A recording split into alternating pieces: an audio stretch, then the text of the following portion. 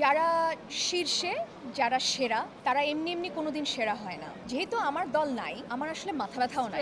খুব সিরিয়াস হয়ে রাগারাগি, মারামারি এগুলো আমি পছন্দ করি না। এই যে ওয়ার্ল্ড কাপের সময়টা না সবার একসঙ্গে দেখা হচ্ছে, আনন্দ হচ্ছে, এটাই তো খেলার অংশ। আমার মা, আমার হাজবেন্ড আর্জেন্টিনার সমর্থন করে।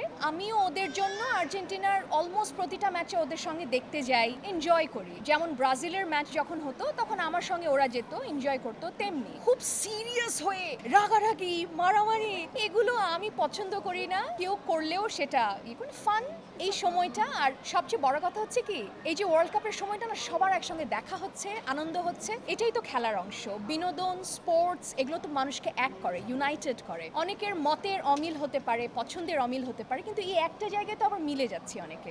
সো এই সময়টা জাস্ট এনজয় করার ব্যাপার।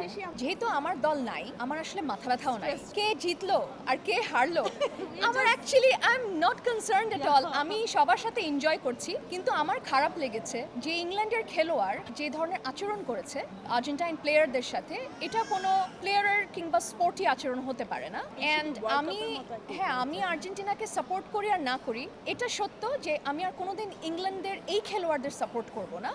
জুড বেলিংহাম, তার আচরণে আমি একজন অডিয়েন্স হিসেবে, আমি স্পোর্টস লাভার হিসেবে আমি খুব কষ্ট পেয়েছি। এবং এই আচরণ সেটা বিনোদনে হোক, খেলায় হোক বা যেভাবেই হোক, এটা কাম্য না। যারা শীর্ষে, যারা সেরা তারা এমনি এমনি কোনোদিন সেরা হয় না। অনেক কষ্ট, অনেক ত্যাগ, অনেক পরীক্ষায় উত্তীর্ণ হয়ে তারা সেরা হয়। সেরাদের কাছে সেরা ট্রফিটা গেলে সবাই খুশি হয়, আমিও খুশি।